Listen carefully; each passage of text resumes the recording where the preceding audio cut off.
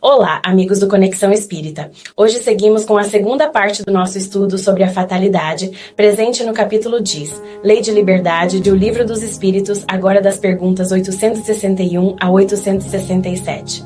Vamos refletir sobre a responsabilidade moral, os limites do livre-arbítrio e as chamadas más sortes da vida. Afinal, estamos predestinados ao erro? Existe mesmo sorte ou azar? A doutrina espírita nos mostra que, embora escolhamos certas provas antes de reencarnar, o modo como agimos diante delas depende só de nós.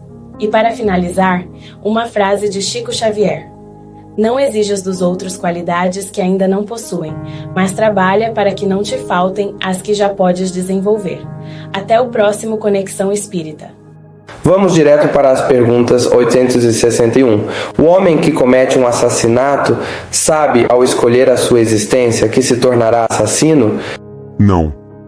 Sabe apenas que, ao escolher uma vida de lutas, terá a probabilidade de matar um de seus semelhantes, mas ignora se o fará ou não, porque depende quase sempre dele tomar a deliberação de cometer o crime. Ora, aquele que delibera sobre uma coisa é sempre livre de a fazer ou não. Se o espírito soubesse com antecedência que, como homem, devia cometer um assassínio, estaria predestinado a isso. Sabei, então, que não há ninguém predestinado ao crime, que todo crime, como todo e qualquer ato, é sempre o resultado da vontade do livre-arbítrio. De resto, sempre confundis duas coisas bastante distintas, os acontecimentos materiais da existência e os atos da vida moral.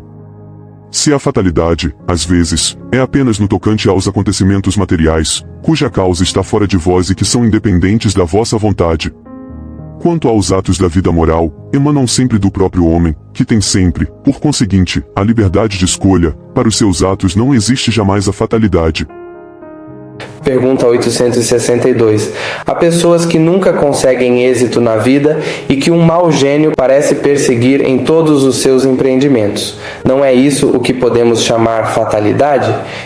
São, em geral, coisas demasiado pequenas, das quais podemos prevenir-vos dirigindo o vosso pensamento no sentido de as evitardes, porque não gostamos do sofrimento material.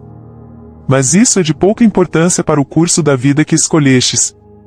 A fatalidade só consiste nestas 2 horas, aquelas em que deveis aparecer e desaparecer neste mundo. Sim, mas que tu, quando no estado de espírito, viste e pressentiste, ao fazer a tua escolha. Não acredites, porém, que tudo o que acontece esteja escrito, como se diz. Um acontecimento é quase sempre a consequência de uma coisa que fizeste por um ato de tua livre vontade, de tal maneira que, se não tivesses praticado aquele ato, o acontecimento não se verificaria. Se queimas o dedo, isso é apenas a consequência de tua imprudência e da condição da matéria. Então fracassa e a culpa é sua, mas em vez de reconhecer o erro prefere acusar a sua estrela. Há o que teria sido um bom operário, ganhando honradamente a vida, mas se fez mau poeta e morre de fome. Haveria lugar para todos, se cada um soubesse ocupar o seu lugar. Questão 863. Os costumes sociais não obrigam muitas vezes o homem a seguir um caminho errado, e não está ele submetido à influência das opiniões na escolha de suas ocupações? Isso a que chamamos respeito humano não é um obstáculo ao exercício do livre-arbítrio? Não, porque vós todos necessitais uns dos outros, os pequenos como os grandes. Há 2 eremitas no deserto. Desde que haja 2 homens juntos, há direitos a respeitar e não terão eles, portanto, liberdade absoluta. São os que possuem a compreensão da lei natural, mais contrabalançada pelo orgulho e pelo egoísmo. Sabem o que devem fazer, quando não transformam os seus princípios numa comédia bem calculada, mas não o fazem. Quanto mais inteligência tem o homem para compreender um princípio, menos escusável será de não o aplicar a si mesmo. Na verdade vos digo que o homem simples, mais sincero, está mais adiantado no caminho de Deus do que aquele que aparenta o que não é.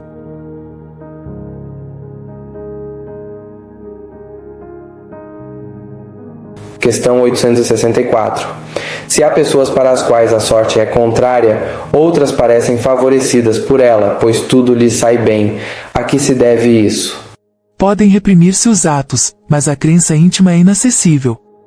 Reprimir os atos externos de uma crença, quando esses atos acarretam qualquer prejuízo aos outros, não é atentar contra a liberdade de consciência, porque essa repressão deixa à crença sua inteira liberdade. Pergunta 865. Como explicar a sorte que favorece certas pessoas em circunstâncias que não dependem da vontade nem da inteligência, como no jogo, por exemplo? Certamente se pode e mesmo se deve, mas ensinai, a exemplo de Jesus, pela doçura e a persuasão, e não pela força, o que seria pior que a crença daquele a quem desejasseis convencer. Se há alguma coisa que possa ser imposta é o bem e a fraternidade, mas não 866. Então, a fatalidade que parece presidir aos destinos do homem na vida material seria também resultado do nosso livre arbítrio? Tu mesmo escolheste a tua prova, quanto mais rude ela for, se melhor a suportas, mais te elevas. Os que passam a vida na abundância e no bem-estar são espíritos covardes, que permanecem estacionários.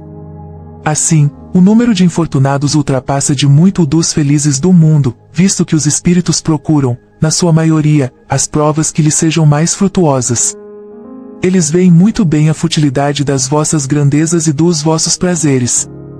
Aliás, a vida mais feliz é sempre agitada, sempre perturbada, não é somente a dor que produz contrariedades. Ver itens 525 e seguintes. E a pergunta 867. De onde procede a expressão, nascido sob uma boa estrela? Velha superstição, segundo a qual as estrelas estariam ligadas ao destino de cada homem, a alegoria que certas pessoas fazem a tolice de tomar ao pé da letra. Nota: temos nesta resposta, de maneira clara e precisa, uma exposição sucinta do que podemos chamar a dinâmica espírita do aperfeiçoamento humano, através das quedas e advertências, dos riscos e do auxílio dos bons espíritos, o homem, de boa vontade, irá vencendo os seus maus pendores e se preparando, já nesta existência, para uma vida melhor no futuro.